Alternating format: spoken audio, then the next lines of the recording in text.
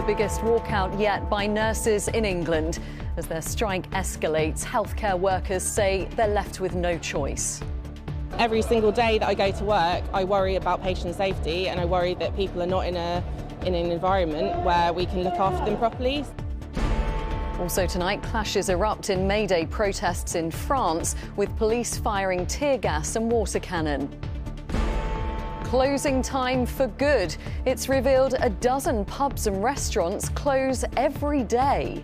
Energy bills have gone up by 5 times what they were a year ago, but we are going to see a significant amount of pubs that will close. And a landmark day for women's football. A record-breaking 60,000 fans pack out Arsenal's stadium.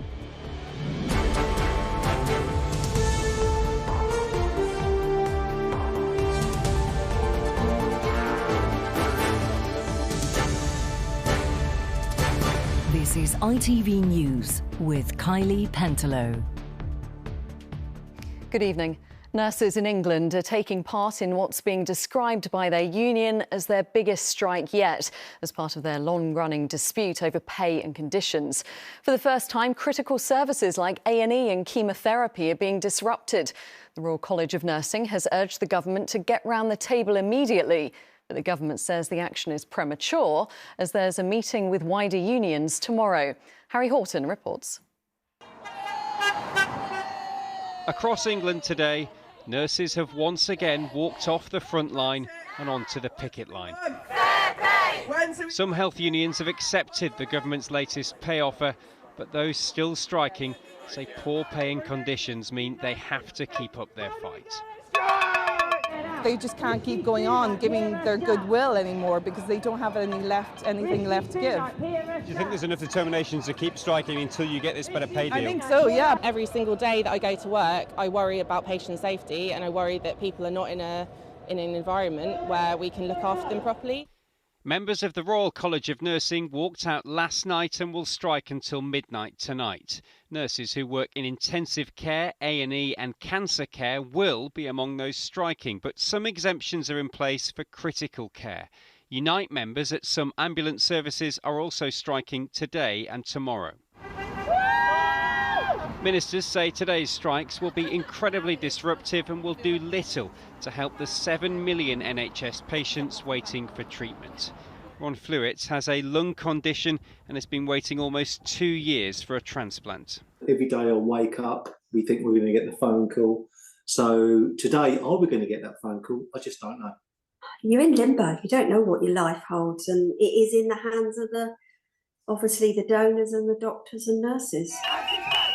Union leaders say they're prepared to strike until the end of the year.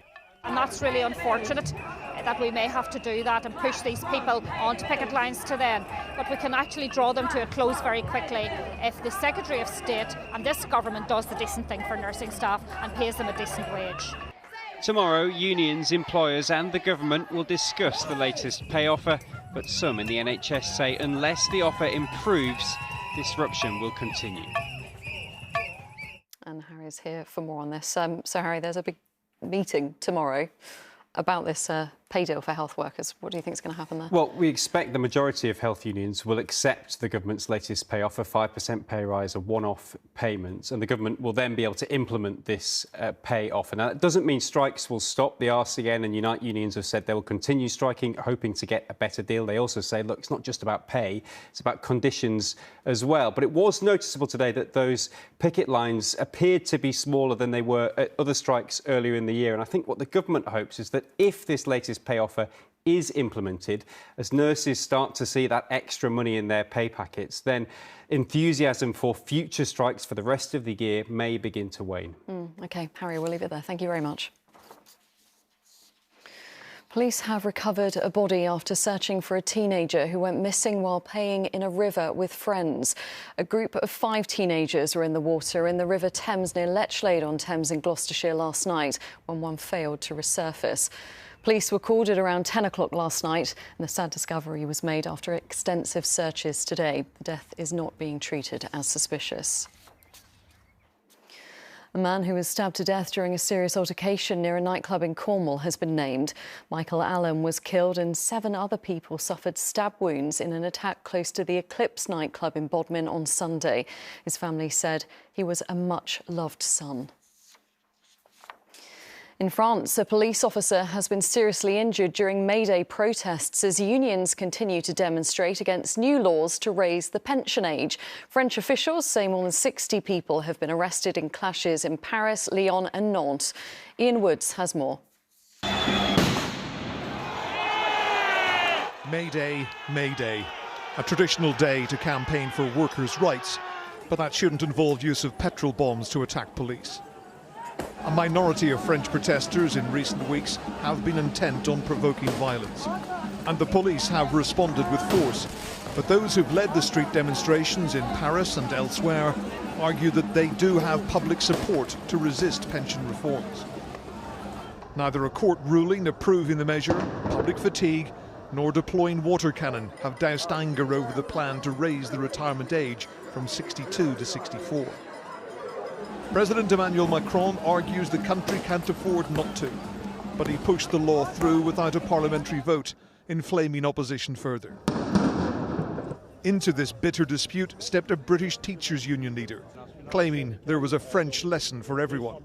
The French unions here today, I think they're an inspiration to working people across Europe, that you don't back down, that we have to fight for social change, we have to stop the gradual erosion of the social wage, which is what's going on across Europe. The retirement age in Britain is already 4 years older than in France and rising, and yet it didn't provoke the depth of anger seen here. The protests have drawn hundreds of thousands of people and have been going on for months. Neither they nor the president seem willing to back down. Ian Woods, ITV News. The final evacuation flight for British nationals to flee Sudan has left the country. As fighting continues, despite a truce, Britons stuck in the country had been told to travel to Port Sudan by midday local time, being flown on an RAF plane to Cyprus and then onwards to the UK. And First Republic has become the 3rd major American bank to collapse this year. JP Morgan have taken over the bank following a deal brokered by the regulators. Last week, First Republic admitted that customers had withdrawn nearly £80 billion in deposits in March. Now, pubs and restaurants across the country are hoping this month's bank holidays will provide a financial boost after a difficult year with soaring energy costs putting many businesses under pressure. New figures show that 12 hospitality venues have shut each day in Britain over the past year. Layla Hayes reports. Simon Cleary has been a pub landlord in Essex for 5 years, but he's now pulling his last pint. After losing money during the pandemic, he now says the cost of living crisis has made it impossible to keep going. In simple terms, our energy bills have gone up by 5 times what they were a year ago. It's wiped out all the potential profit we could make. It's really made the business unviable, but we are going to see a significant amount of pubs that will close over the course of the next 12 to 18 months. And some of them, in fact, many of them, we may never see open again. More than 4,500 hospitality businesses have closed in the last year, with 12 venues shutting every single day. Restaurants were hit particularly hard, with the numbers shrinking by almost 8% in a year, and the number of high street pubs fell by 2.5%. And these are businesses that use quite a lot of energy, so we think that this is absolutely connected. 3/4 of those businesses are closing are saying it's due to high energy bills. So as the government's energy bill relief scheme falls away, we're seeing a large group of businesses whose bills are going back to where they were in August.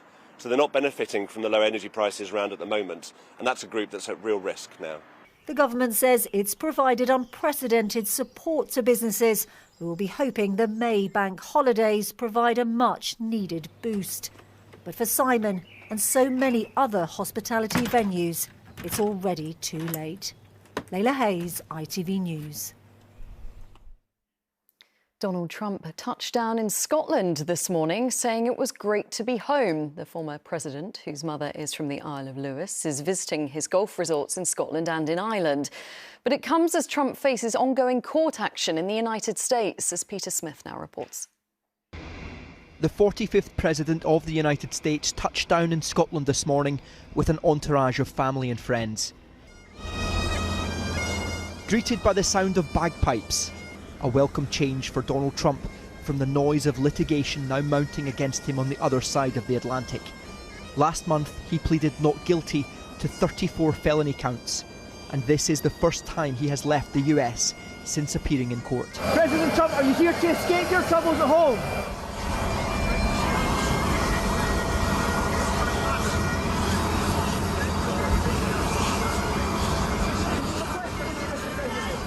Great to be home, he says here, due to his Scottish mother and owning 2 Scottish golf courses.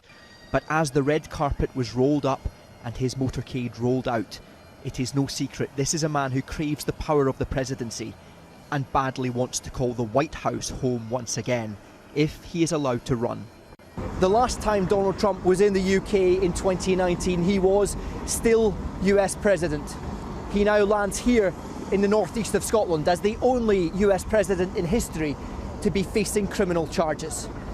Today his lawyers filed for a mistrial in one of his pending court cases. In a civil action in which he is accused of rape and defamation, an 18-page letter has accused the judge of being biased against Donald Trump. That request for a mistrial was swiftly denied.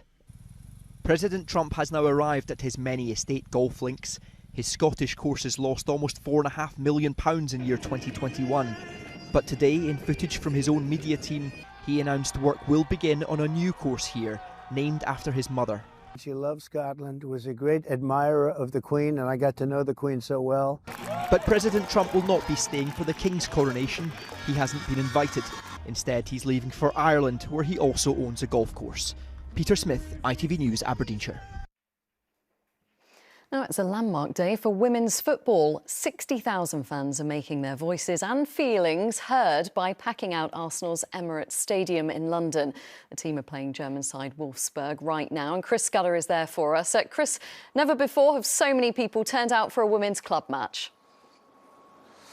Yeah, in this country, 60-odd thousand in the game. It's in the first half behind me right now. Only one ever club game, more fans than this. That was in Spain last year when Barcelona played Real Madrid, also in the Champions League. I think the impact of the Lionesses' success for England last summer has had a huge impact. You can see from the fans who are here today, a lot of families, a lot of first-timers to football. In fact, if you go back to the last time, only time Arsenal won the Champions League, the home leg crowd was 3,000, now 60. Here's what some of the fans have made of being here today. On the back of the Euros, the back of the women's team doing so well, and of course the men are on the up as well. So I think there's a real feel-good factor around the club, and I think that's really helped. To have an 8-year-old who's into football, has been following a bit of the men's game, to see the women doing so well, we're just bursting with excitement to come and see them play. Yeah, what do you think? Who's going to win today, Arsenal or Germans? Since we've arrived in January, it feels like there's a buzz, there's an energy around women's football, so we have picked up on that. Well, they're just doing so well, aren't they? And they're in the Champions League semi-final, which Arsenal haven't been, the men's team haven't been for a while.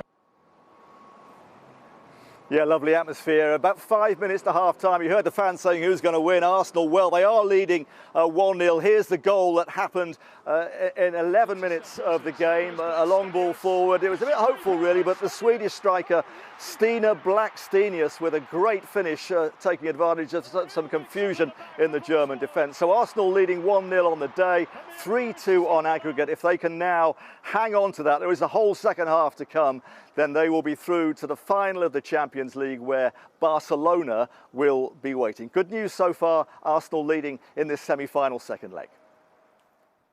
OK, Chris, thank you very much. We will, of course, let you know how they do. And finally for this evening, Mark Selby is taking on Luca Brecel in the final day of the World Snooker Championship after making history last night.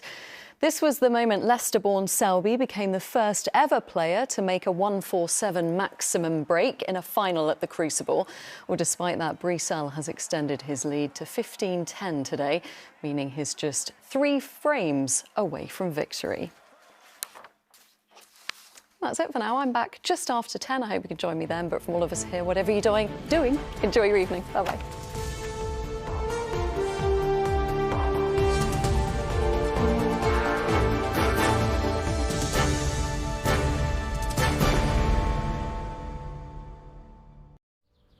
Everywhere will be lovely and warm today. You might even be tempted to go for a dip. Heinz Seriously Good Mayonnaise sponsors ITV National Weather. Hello there, very good evening to you. I hope you've had a lovely bank holiday weekend. The weather hasn't been too bad in the main, and it continues to be reasonably good over the next couple of days. Dry and settled at first, but then it does turn more unsettled from Thursday, with heavy, gusty showers developing. So this is the situation. High pressure is in control of our weather at the moment and remains so for the next couple of days. Now, as we look ahead to the middle of the week, that area of high pressure starts to drift off the scene, and that opens the doors to the Atlantic. So although it's not exactly going to be an onslaught, definitely we're going to start to get the influence of low pressure in from the west, and that really starts to unsettle things with rain coming and going. And you can see by the tighter squeeze on the isobars that the winds are picking up as well. Still a fair amount of uncertainty for the detail for the end of the week and into Coronation weekend. So stay up to date with the latest forecast on this developing story. Let's get the detail then as we look ahead to this evening and overnight. Today's showers will be slowly dying away, just a few skirting around the southeastern periphery, but in the main it's a dry, settled sort of picture, variable amounts of cloud, coldest across northern Scotland with a patchy frost here, and in the south and southwest where the winds fall light, we are expecting mist and fog to form. So a fairly cloudy start is expected to Tuesday morning. In the best of the sunshine, feeling absolutely lovely in those still light winds. But as you can see, there are lumps of cloud still floating around, and I think probably mostly affecting the more eastern areas. In the best of the sunshine, up around 16 Celsius, not too bad at all. And it's similarly settled for Wednesday as well. That's it. See you later. Heinz Seriously Good Mayonnaise sponsors ITV National Weather.